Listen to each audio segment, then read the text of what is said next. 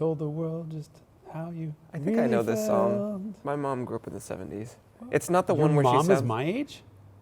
Sorry, she was of age in the 70s. My mom was... God, I hope your mom's not my age. No, she's like 20 years older than you. Thank God. Okay. But I bet she, like all people with great taste in music, loved Donna Summer. Because everyone thinks of disco as this sort of like electronic, crappy music, but I don't think of it as crappy. Electronic, yes, but not crappy. Yeah, but I like it. Donna Summer, like I have a playlist dedicated to the 308 that you now own, that I used to own. Yeah, but that was like late sort of poppy disco. Most of early disco is fully orchestrated. Like Donna Summer had a full orchestra behind her. So listen to, I'm not kidding, like MacArthur Park or Last Dance or any of those songs, it's a full orchestra. There's no synth at all. And so like on the radio, for example, is a fully orchestrated song that I'm not going to sing. Hello, welcome to another episode of the Carmudgeon Show. My name is Jason Disco Camisa, and this is Derek Tam-Scott, or as his friends know him, Derek Tam-Scott. Wow. You're going to have to cut that. No, I'm call the HR HR director. Oh, right. Somehow somebody decided that I'm going to be the HR director at ISSIMI, so I can say whatever I want. Right, Hyman? Okay, it's because you put me on screen shirtless, so now all HR complaints go to you. Look, anything to get views. In case you don't know, I did a video on the 2020 Ford Shelby GT500. If you haven't seen it yet, you should. But more importantly, there was a scene in which there was a drag race, and I don't feel entirely comfortable with the idea that there should be a flag girl. I think this is 2020, and that's kind of inappropriate and sexist. So, excuse me, in the middle of her debuting the race and starting the race, I fired her and replaced her with Derek, who then had to rip off his shirt. Anyway. That has nothing to do with today's topic. What is today's topic? I'm really enthusiastic to talk about the origin of the sports sedan, but I get the sense that your enthusiasm level is maybe not as high. I don't know what's there to say other than, yeah, like they're awesome. Sports sedans are great. Tell me about the origins. Well, I think it's like a genre. Well, God, I'm dating myself. In my 94-year-old self. Back in my day. By the way, when is your 94-year-old self's birthday? I'm gonna just drink on camera. It's not alcoholic. It's not alcohol. It's pamplemousse. I mean, it's not obviously alcoholic. The container is not for alcohol. No, there should be like Vicks Vapo Rub and like Dayquil in here. Yeah, how was your cars and coffee experience? Cars and coughing. Yeah, I've been sick for about 6 months now. You've been sick too. You sound a little nasally. Yeah, but I wasn't sick like you were sick. Like I couldn't go to the gym for 2 days, so I was like very sick. The world sheds tears for you. Anyway, what's this genre crap about sports sedans? So back in the day, if you wanted to like have a good time in a car while it was in motion, you got a wagon and you fucked to the back while you. No, I said while it was in motion. While your parents were driving. Hello. Oh wow, you are sick. You had to have a sports car, and then at some point, I think there was this creation of a genre, which I mean, you take for granted now the fact that everybody who makes a car is going to make a sporting variant of whatever the car is, whether it's a sport utility vehicle or a sedan. Like everybody? Not everybody, but most people. Yeah. I mean, anyone who's certainly. Anyone. I mean, who doesn't do it? It's probably Hyundai. Easier. Okay. Although no, Hyundai's got their N brand now. I'm gonna say I'm really Daihatsu. Daihatsu doesn't make any cars anymore. I think they do, but just for the like countries where you, how does Ali Wong put this? She says, some countries host Olympics, others host diseases. That's horrible. In any case, I think they sell Daihatsus in those countries. Wow. Okay. So any car company that counts makes a sports sedan. They make a sedan with sporting intention, and like this. I think if you ask most people today, like, where did that originate? They'd be like, oh, BMW or something like that. Wrong answer. That's wrong. Yeah. Although BMW was an early player. But am I right in saying that the correct answer is Alfa Romeo? I think so. Okay. I would put forth that that's possibly the origin of the sports sedan. I mean, maybe with the Giulietta, which was this like kind of goofy looking, cartoony looking 1950s car. I mean, there were fast pre-war cars. but they were like just had a lot of horsepower, but they weren't really like sporting or intentionally sporting. What is your definition? Everyone seems to have a different definition of what a sporting car is. So it's like a car that you can drive like a sports car, but has 4 doors and space for 4 humans. What does it mean like a sports car? I mean it has no trunk room and... No, like haul absolute ass in and have a good time and have it be like, fuck yeah, instead of like, oh, please stop. So a car that is tuned for not just straight line speed, but follows driver's instructions, can manage bumpy, twisty back roads. Yes, and it's a joy, potentially, to do that. I think the Giulietta TI, Turismo Internazionale, was like kind of the origin of that. Of course, the Giulietta is known maybe for like the Spider version. That was the original Alfa Spider. That is a formula that's well known now. And they had the Veloce version, which you could get with Webers. For your 1300 cc's. But yes, I mean, the thing has like no horsepower. It has like 70 or 80 horsepower. Well, I mean, here's the thing is, at that time that Alfa was inadvertently inventing the sports sedan, BMW was making the Isetta. Correct, which had available with 4 wheels, but also 3 if you wanted. You could get the 300cc, I think it has like 9 horsepower or something. I have never driven an Isetta. Have you? Yes. Ooh. I'm trying to think of what you should compare it to, because it's not a go-kart. No. It's not a golf cart. It's less than a golf cart, I would say. It's objectively it's less capable than a golf cart, but also very, very few things that I have driven have made me laugh more than the Isetta. By virtue of its terribility or just slowness? Like it's just absurd. I mean, the whole front of the car is a door and the steering wheel is attached to it. So when you open the door, the steering wheel is a universal joint and it pivots out of the way so you can get in. Like the suspension deflects or displaces so much when you get in it that you're such a large portion of the weight.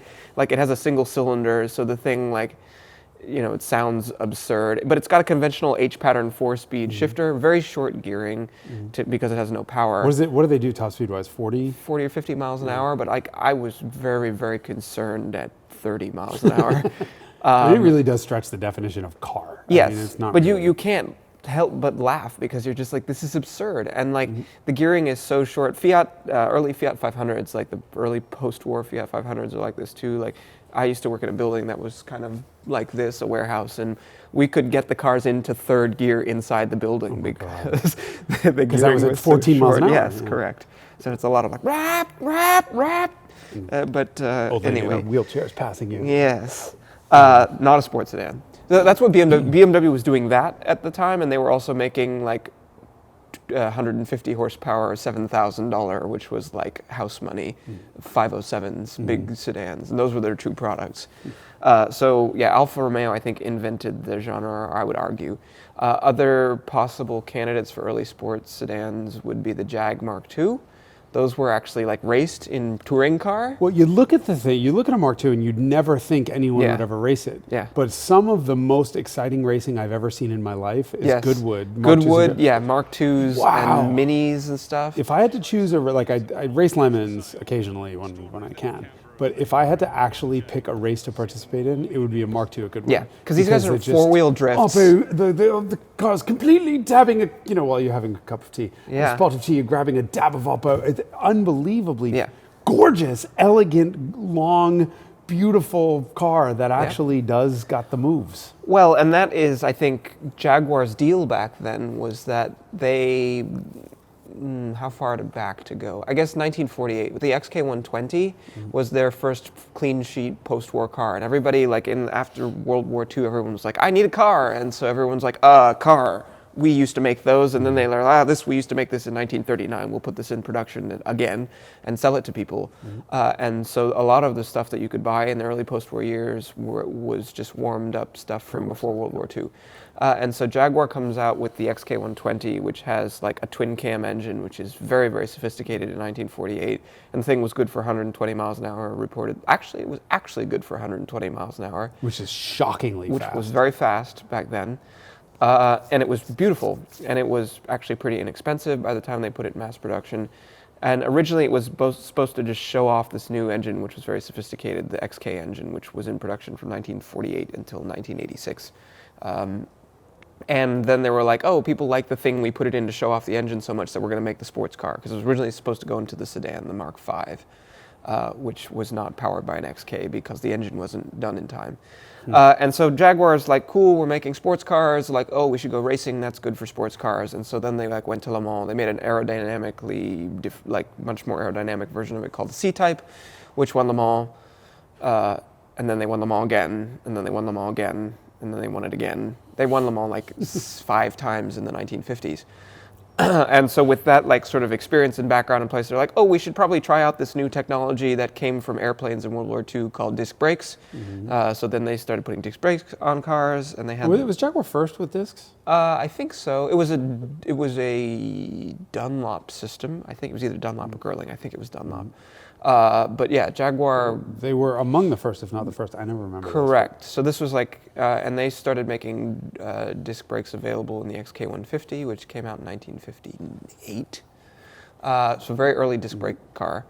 And so with that experience, and then they were like, oh, we should make a non-separate chassis version of this car that's a monocoque. So then that became the D-Type.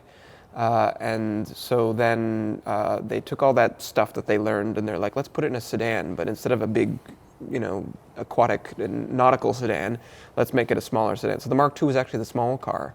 It's not actually small. I mean, it doesn't look small. It doesn't look small because it's very well proportioned. Right. It is dimensionally pretty compact. Like by European standards, it's not a small car, but I think by American US standards, American 50 standards, it was definitely a small car.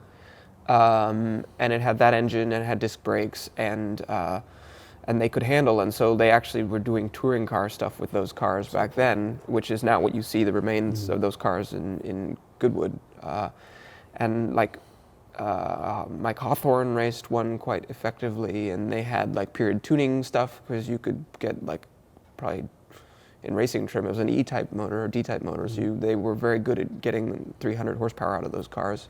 Not for the street cars, but so anyway, Mark IIs I think were genuinely fast, and that's like late 50s, early 60s. Mark I's and Mark IIs. I don't know. BMW arrives at that point, with the Neue Klasse, which I don't know. Which begat the 2002. Yes, it's a 4-door 2002, basically. And the 2002 itself was a mistake. What I love about the German icons is they were always mistakes. They were never if you look at all the Black Series cars and GTIs and whatever, so many of them were mistakes. But the 2002 was a 1600 two. Everywhere else in the world, it was the two-door 1600. And if I remember correctly, and you probably know this, the BMW couldn't get the 1.6 to pass U.S. emissions regs, and they had already gotten the 2-liter in the bigger car.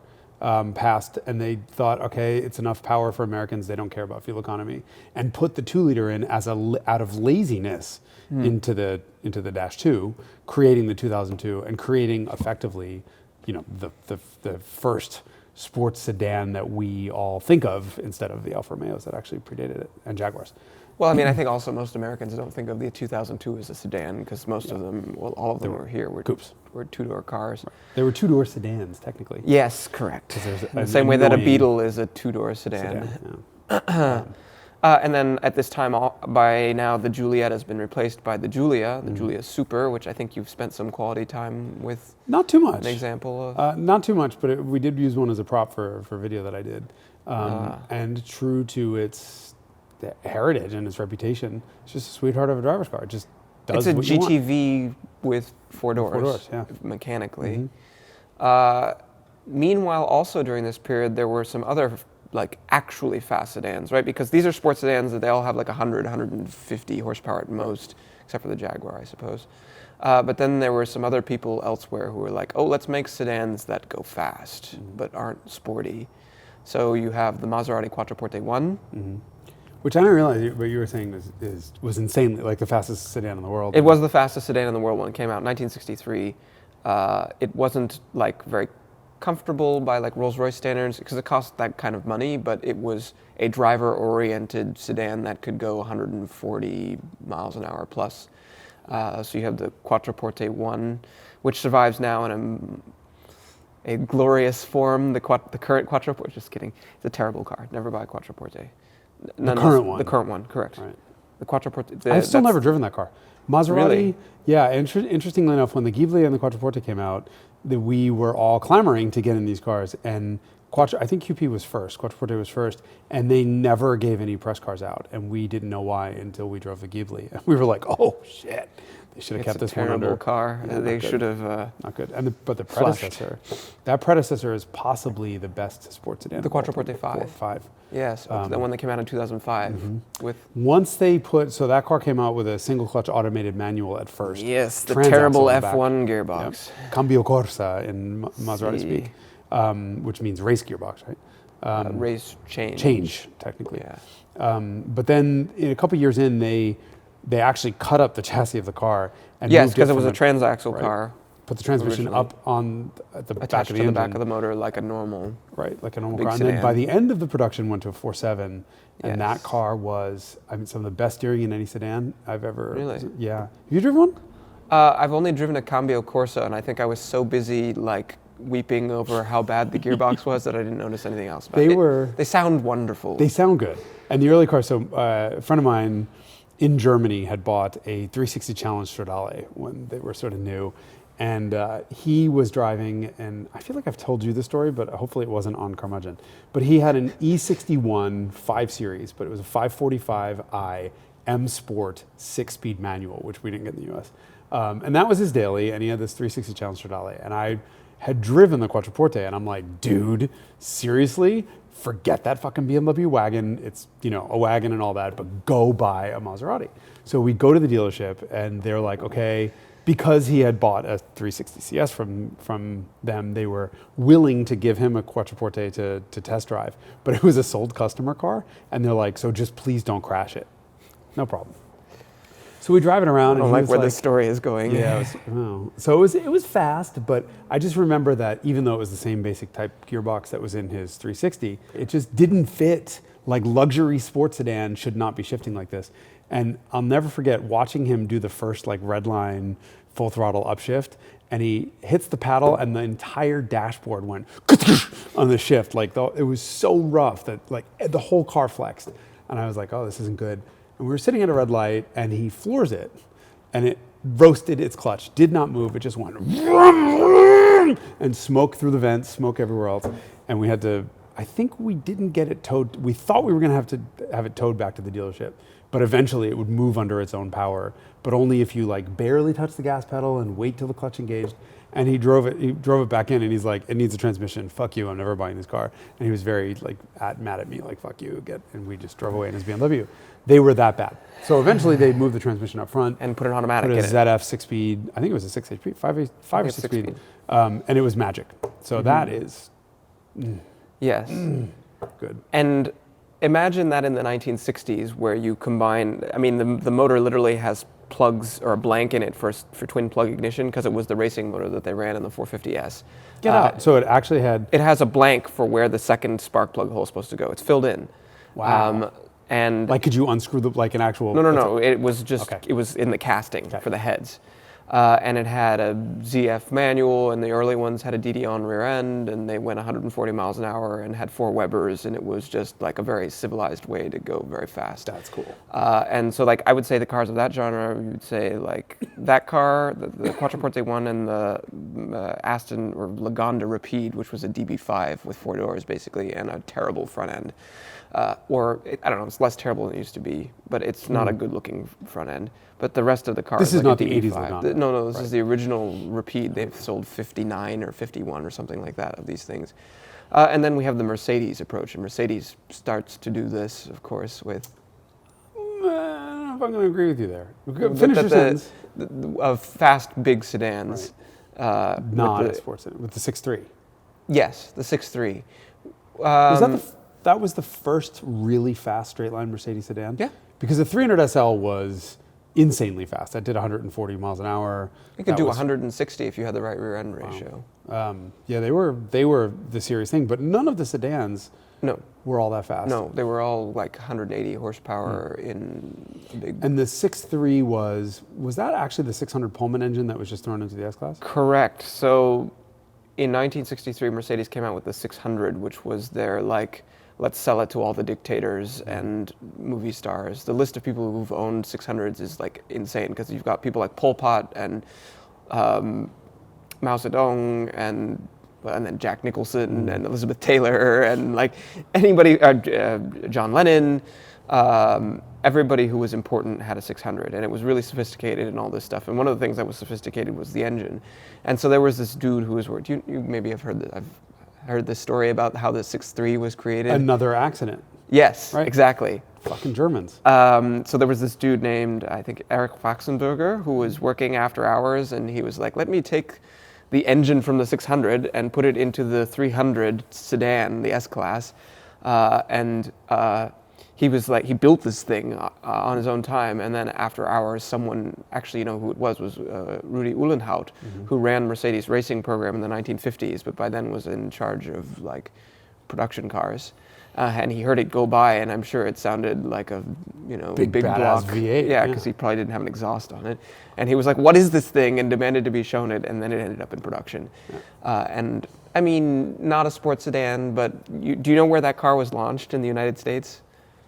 No, but I bet there was a lot of tire smoke. I know that there's some weird Laguna Seca. Yes. Is where Mercedes chose to introduce that car. Which is not... Like, you think about the 1960s and Mercedes-Benz, and you get your journalists in the 60s working for a car magazine, and they're like, we're going to introduce our new big sedan at Laguna. And they're like, yeah, so you can putt around Carmel by the sea, never thinking they actually meant on track. The track. Yeah. And these cars, I mean, 0 to 60 was the same as a Ferrari V12 car at the time, which was a 330 right? GTC.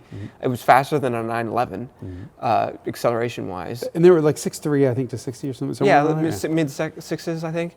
And when they launched them, the press photos from the track, the cars have the small dog dish hubcaps that just cover the lug nuts instead of the full wheel covers, because the steel wheels would flex so much that the hubcaps were flying off at Laguna.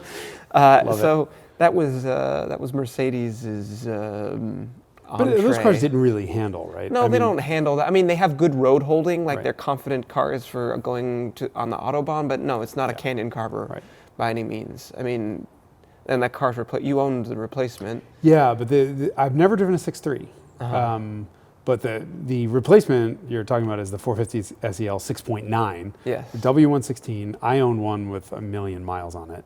And that was like the world's biggest fuck you to the oil companies and the government. So right in the middle of... Well, no, it was the love letter to the oil companies. It was the fuck you to the citizens who had to in the middle of the fuel crisis, they dump a 6.9, technically a 6.8 liter V8 in the biggest sedan. And the US cars had 4 catalytic converters on it. So those passed smog. They passed smog, but they killed power. They were down to like 240 something horsepower from 280, but they were slower to 60 than this. Excuse me, I'm still sick. Even despite the fact that it's been minutes, I'm still sick. It was slower to 60. I think they were like 6.7, 6.8 to 60 in Euro trim, but it all came down to the fact that the 6.3 was a 4-speed automatic. The 6.9 was a 3-speed. And Redline in first was just after 60 miles an hour. So they were kind of fun to launch because there was never a shift. And they would just do the perfect, or mine did anyway, the perfect launch every time. You always want just a little bit of wheel spin off the line. And you didn't have to brake torque it. You just kind of flat foot it, and it would just kind of cock itself a little bit sideways and go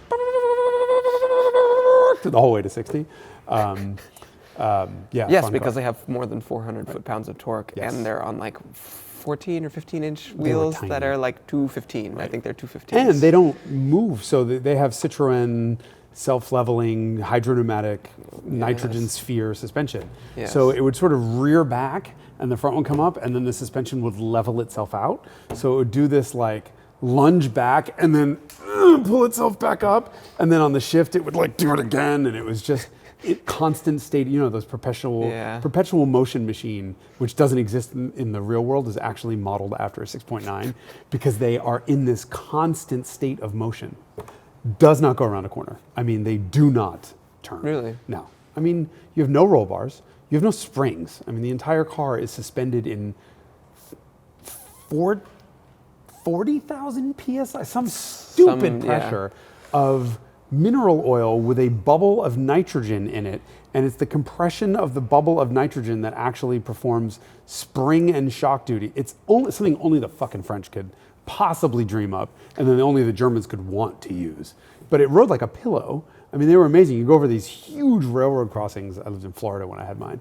And, you know, other cars would like launch in the air and just whatever. And this thing would just go, and it would just do this weird lateral, and they never stop moving over everything. Cool, but not a handle. I've never driven a 6.9. No? No. Oh, but I want one desperately. You own. It's on my short list. Yeah, get one. It's very much on brand for me. Get one, but you got to get like one with an exhaust dump on it. I want a Euro car also. I want the more compression, and I want the much prettier Euro bumpers and headlights and Climate control? Yeah, I don't want the climate control, and I want a velour interior. Yeah. Yeah, the U.S. climate control, which is like some terrible vacuum thing from Chrysler or something.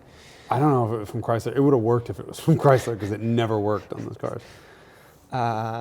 So that was kind of the state of things back then. You could have like a sort of low horsepower car that handled, or you could have something that was high horsepower but didn't really handle. Did Ferrari do any four-seaters at that point? Well, they did four-seaters, but not proper sedans. But yeah, you could get the 400i or the predecessor of the 400i, the 365 GT4 2+2.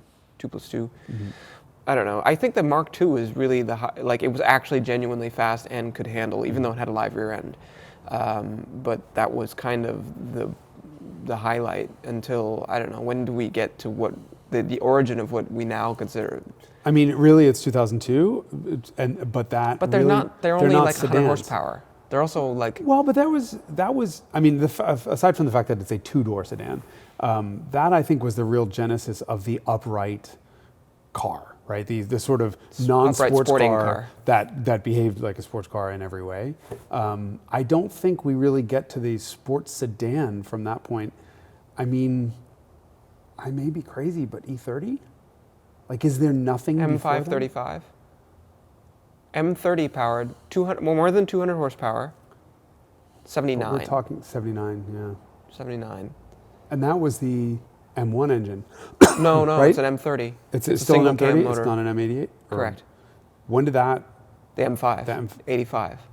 I thought that was, oh, that's right. It was a 6 Series first, right? Like an M630 something. Yeah, M635. Okay. So 5 Series, I guess. What was that? The E28 M5, yeah. Yeah, E28 M5, but I'm talking about the E12 M535 was as a single cam motor, but that car was like, you could get it with the really garish M stripes on it, and with 200, I think it was 218 horsepower or something like that. It was like... But was it another one of the German straight line bombs? I've never driven one. No. It can dance. I mean, the E28s can dance also. It's kind of that variety. Okay. But that was kind of, I think, that was when all the pieces came together. Right. Because you had the two, I see them as two parallel paths. There's like the really fast, high performance, like 140 plus mile an hour, big motored cars that like the Maserati and the Aston and the Mercedeses. And then you have the like sort of low horsepower, but genuinely sporting cars.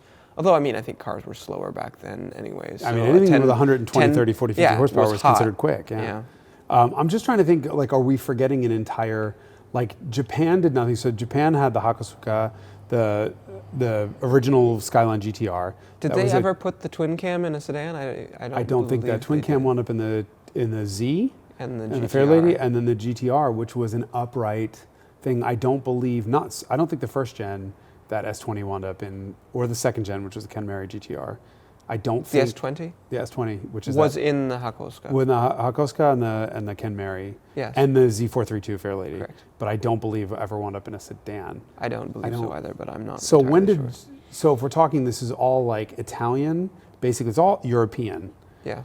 When was the first British proper? Yeah. Well, they were Jag. part of Europe. But when was the first proper U.S. like American sports sedan? That could actually handle. Were we like handle? the last? Is it a Cadillac product? Shelby GT something, Cadillac. You're thinking Catera, which is an Opel.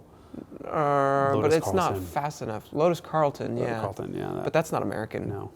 By any stretch. They didn't even sell them here. No, I know. The only thing that was American was the transmission. Unfortunately, I said Catera, and every time I think Catera, I think the Caddy that zigs is actually the Lotus, Yes. not Lotus.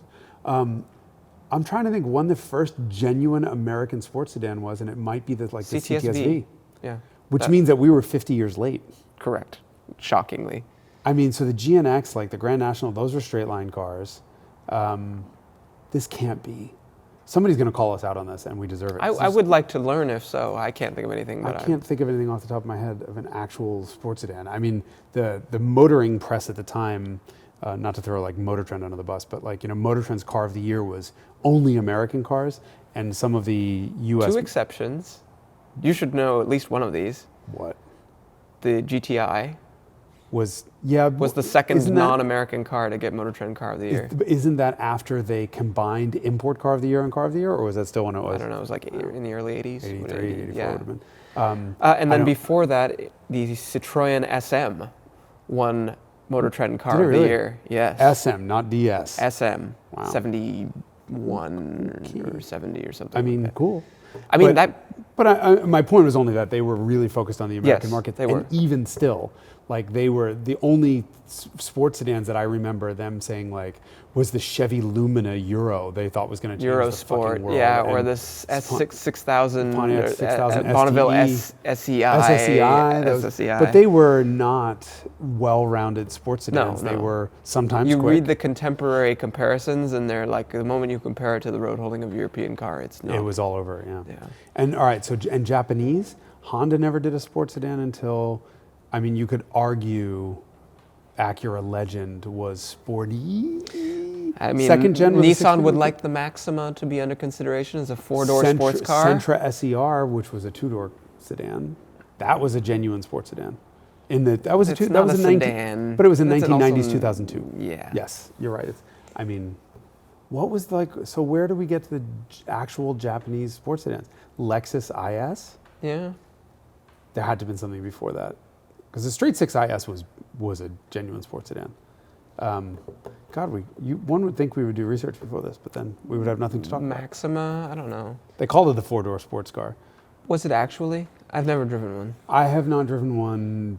God, I mean, I drove one when I was like 17. But they were, if you look at the numbers, yes, and apparently they handled very well, but I find it hard to call it's like something a Japanese 405, Peugeot 405 or Jetta M16. GLI, I mean, in that regard. And there's an interesting one. I mean, there's GTI and there was Jetta GLI from day one, and Jetta never got the same recognition that GTI did. Did they drive meaningfully differently? No, same car.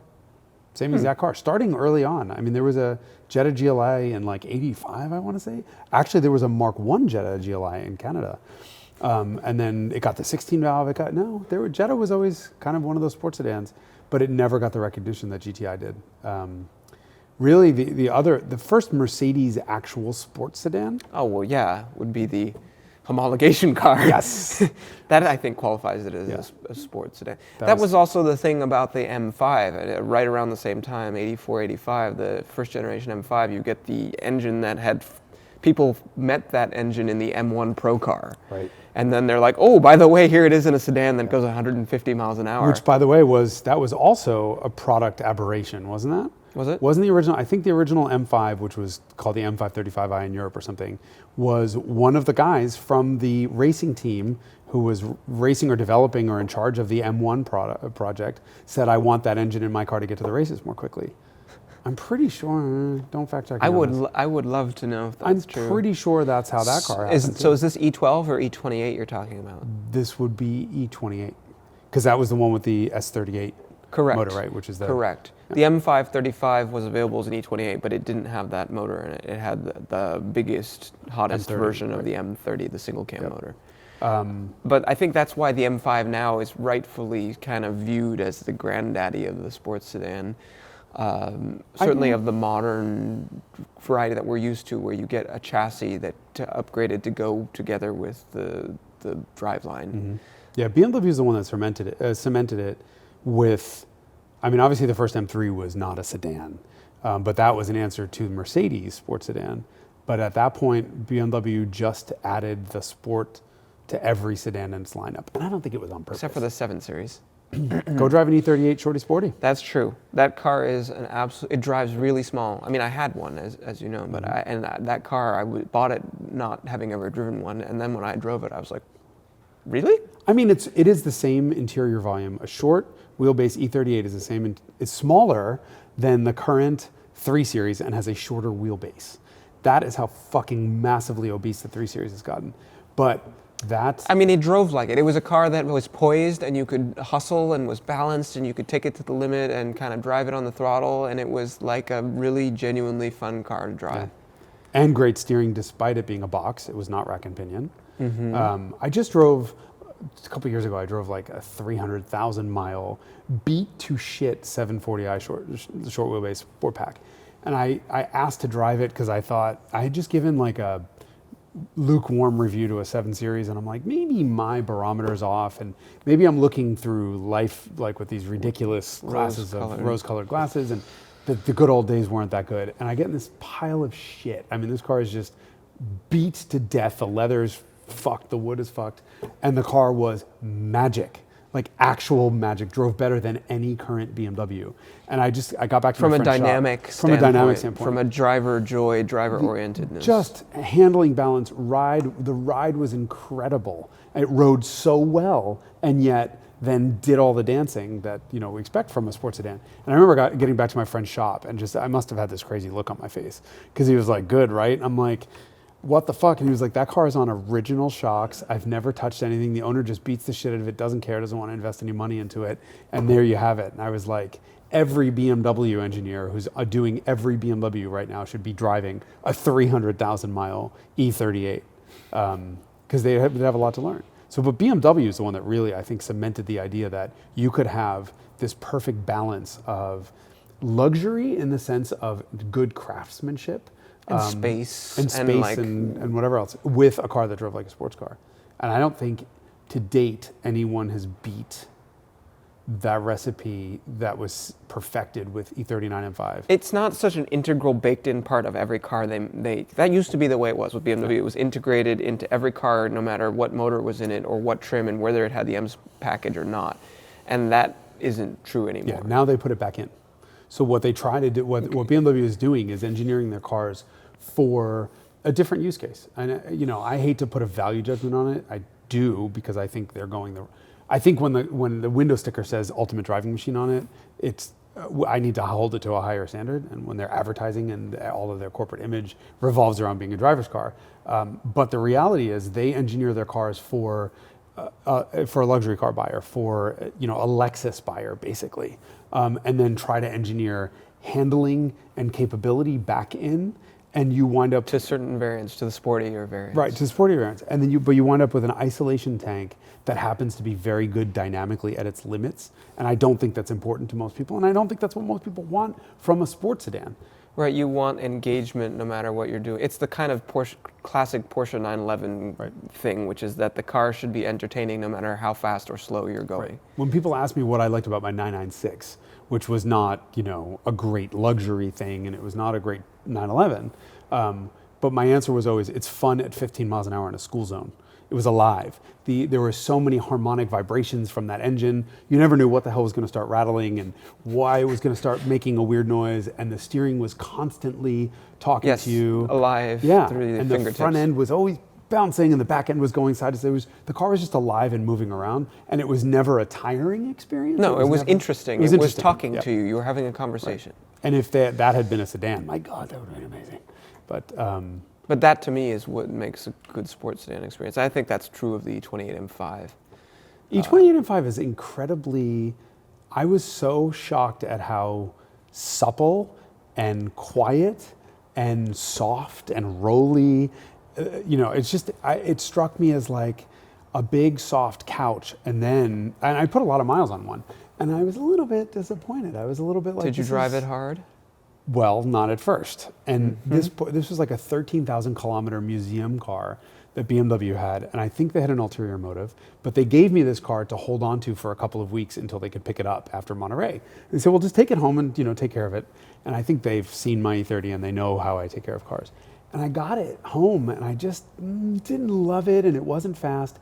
I brought it to a friend's shop. Yes, and you know what motor it has. It's a racing motor. You have to... Well, I brought it to my friend's shop, and I'm like, Bill, this car is this guy named Bill Arnold, and he won Targa Newfoundland a couple times. And he's a BMW legend. And I let him take it around the block, and he was like, no, this is not the way it's supposed to be.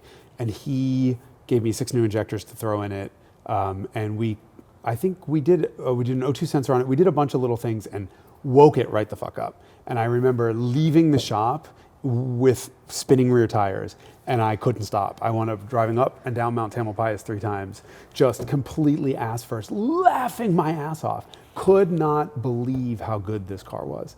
It was supple, and it was luxurious, and it was quiet, and it was smooth, but it had all of the same moves of, the best sports sedans that I've ever driven. So I was shocked, because when you get to like E39, E39's a little more serious. It is. Right. I've never driven an E34. What's E34 M5? I haven't driven it hard. I just what I most remember is that it has a really racy-like motor, which is a motor that like you can't expect a lot of torque down low. It's like you gotta cane it, and you drive it like a sports car. You cane it, you roll through the gears, and then it starts to get really exciting, and it has this personality which is very sports car-like. And that is what the like traditional BMW experience for me, in my mind, should be. Where this thing where you're like, oh, I'm driving a sports car. Except for there's all these people around in the back. The best example I ever had of that was Aston Martin Rapide. So I went on the launch, and we were somewhere in Spain, I think, and I was chasing somebody, I don't remember who it was, on this insanely amazing back road. Like, Spain has some of the best roads in the world. And we were just fucking hauling ass, like doing very, very bad things. And at one point, I looked up in the rearview mirror, and it was so cliche, but I had this moment of like, holy shit, there's a whole car back there? Like, that car just turned in as a whole and felt so small. And it was something that I would have never thought I would do in a sedan, and especially a sedan that thing is like 200 inches long. That's another one of the best sports sedans of all time. And really? It didn't sell. Yeah. Like, I don't know why. I thought it was only available with the Slush-O-Matic. Yeah, but a big sedan, do you really want? I mean, I wanted a manual and everything, but I'm a little bit perverse like that. But I think most people would be fine with an automatic. But a V12 powered, rear-wheel drive, stunningly drop-dead, panties-droppingly gorgeous. Yeah, and they're like $50,000 now or something like now. that. That's because if anything goes wrong, it's $50,000. I think I'm willing to take that chance. Yeah. I kind of want one. But I'm trying to think of others. So, we have the other modern legendary sports sedans. We have Quattroporte I, Rapide. I mean, I haven't driven any of the modern like M5s or E63. Have you driven the current M5? I hear it's quite a bit better, and that the E63 is also... I don't know if I buy the whole quite a bit better thing. It's better than the last gen. The F10 car was not a great BMW in the sense of it was just...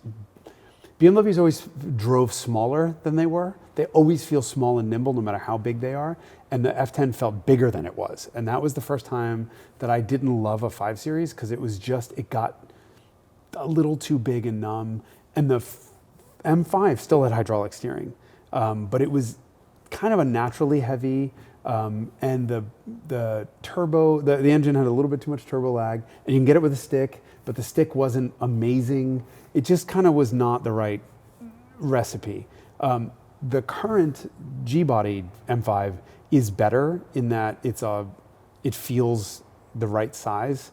I mean, it feels the size it is, but the size it is way bigger than an old 7 Series. It's huge. And it's overwhelmed by straight line speed. Like, it's obscenely 600 horsepower, obscenely straight line fast. And I love that they went to all-wheel drive so I can put it down. And I love that you can put that all-wheel drive in rear-wheel drive mode and do big lurid skids. It's just still not interesting until you're beating on it. And it's a nice luxury. It's actually gone to the Mercedes recipe of the AMGs, in that they're like good at handling and good at chassis stuff, but amazing in the acceleration department. And where the AMG stuff has a sense of humor and it's like excessively loud and silly, the BMW is very serious. So it kind of misses the mark, and I don't agree with a lot of the people in this industry who love it. Okay, then Giulia Quattroporte, a 4-cylinder Giulia, I would have in a second. That's a car that's fun all the time. So Alfa Giulia is probably the best sports sedan on sale today. What am I forgetting? In the like sports car, like Miata, the sports car, where you treat Miata as the ultimate definition of sports car, then you treat Giulia as like the ultimate sports sedan. I don't think you even need that caveat. Because if you look at a Giulia QV, it's 505 horsepower. It's seriously fast in a straight line. It's not really a great luxury car. That's where it falls apart. But I think that's not part of the sports sedan definition. No. It just needs to be able to have space for four humans. Yeah. No, I think in that sense that Alfa is the best. I know I'm forgetting something. I mean, there's the Cadillac, there's Cadillac BMW, Mercedes, Audis, Porsches. So all the Cadillac stuff is being phased out, basically. So I think that the sort of brief period of magic where ATS was genuinely among the best handling cars in the world, that phases past Cadillac, and I think they're going to walk away from it. The Japanese stuff, Lexus IS is good, but it's now outdated, and it's nowhere near what Alfa is. Who else? Honda's got nothing. Nissan has nothing. Infiniti is just, God, that's a brand that I love. Yeah, that's where they've disconnected the steering from the... They've disconnected the car from reality. I mean, some of the original Gs, that second generation M, like the M45, was incredible. Third generation, they were great cars, great sports sedans. Like a 2006 M45 is one of my favorite. Had I replaced my E39 with another like similarly sized 5 Series car with a V8, it would have been an M45. It was that good. Infiniti's walked away from that. Mercedes sports sedans are They've actually... always been kind of asterisked. What, Mercedes stuff? Yes. I would say the current AMG stuff is fun in its silliness. So they not in its like raw competence or like... No, they're good. They're really good. Like honestly, like an E63 AMG is a really nice all-around sporty sedan that does sports sedan probably better than most of the BMW stuff does, because it's interesting, because it's a little bit flawed and a little bit unhinged and a little bit crazy. But again, those are cars that focus on straight line and noise, ruckus. And silly theater. I mean, the AMG stuff. So has anything given you something comparable experience-wise to the E28 M5 besides the Rapide? Chevy SS sedan. Ah, yeah. That was a hell of a car. Yeah. Chevy SS was genuinely the best follow-up. It was the best, dynamically, it was the best M5 since the E39. It was better than an E39 at the limit. The engine was better than an E39 in terms of at least power delivery.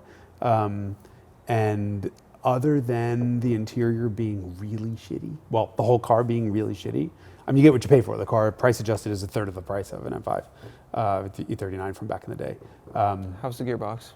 Gearbox was good. Not amazing, but good. The whole car was great. I could live every day with a Chevy SS if it weren't so big, or if I lived somewhere where the roads were bigger. What about you? What sports sedans do you want? I mean, I don't.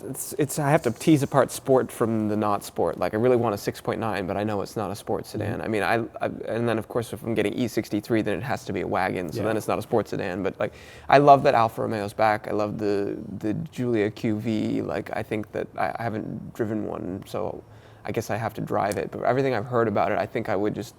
It's your kind of car. I think I would really enjoy that. So for me, that would probably be my first choice, would be a Giulia QV if it had to be a sedan. And what about classic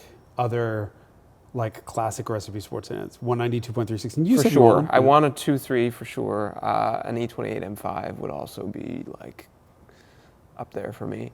It's weird. I just am not much of a BMW guy anymore. I mean, I loved with the E38. That was really a lot of fun. Yeah, I think that would satisfy my needs all right. Your needs are very difficult to satisfy. Yes. I would have, here's an interesting one. I would have a Series 3 Jaguar XJ6. That's not a sports sedan, but I would definitely own one. This is the weird thing about Jaguars, because they're sports sedans, sports saloons, in a very quintessentially British way. They don't feel like they're necessarily going to do the things that they do, but you put them on like a ridiculously lumpy, bumpy British back road, B road, and they're epically fast. Like, they're epically competent. I guess maybe Series 3 less so than current Jaguar stuff. Yeah, so when I was in my Daimler 66... Which admittedly had 2 engines up front, to weigh Yes. the front of that car down. Yeah, so in the 66, I didn't feel comfortable driving through. Where were we going when we came to Radwood? Topanga Canyon? Yeah. Yes. And You were moving. yeah, but it was like not, I was like concerned. I wasn't having fun. You were in your E30? I was in my E30 at like 1/10. Yes. But that's And- my own fault for making that car so good. Yeah, so it's not, to me, it was not a sport. But if you removed 600 pounds off the nose of that car, I don't know, maybe. Yeah, it just wasn't, the steering wheel was too big, the rim was too thin, too many turns, the steering was too light. I just couldn't. fair enough. Then you know what? Then I'll Dance. just go to get a Series 2. I Just mean, so I I can be want one. honest I first would own about it. another Series 3 XJ for sure. It's just, it's not for that Not purpose. not for It's that purpose. primarily to look at. I'm trying to think of like out of the box cool sedans. Like, I mean, you I know, think the we could- Cosworth is probably it. Based on what I've seen it do in motion, I think that's, You've driven my car. yeah, but not hard. No? No. I don't remember. I remember being on a back road because we swapped. You gave me the keys to the Dino, the 308, and I gave you the Mercedes. And I remember seeing it leaned over in the corners, but they do that at walking speed. Correct. That's the Mercedes way. Yeah, I'm trying, like, I know we're forgetting some like amazing, obscure things from like that were never sold in the US, like Alfa 159s. Yeah, but those aren't, are they? I don't think they're dynamically good. I think they're dynamically they? terrible, which is Yeah. But I mean, I think the Carlton also. I think I've never driven a Carlton, but that is a very shortlist car for me. Can we that make I a might pact to put- buy one? I would love to.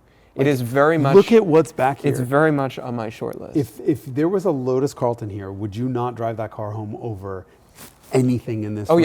yeah, unequivocally. Yeah. That car is a short list car for me. I've always wanted a Carlton ever since I learned what one was. I don't do turbos.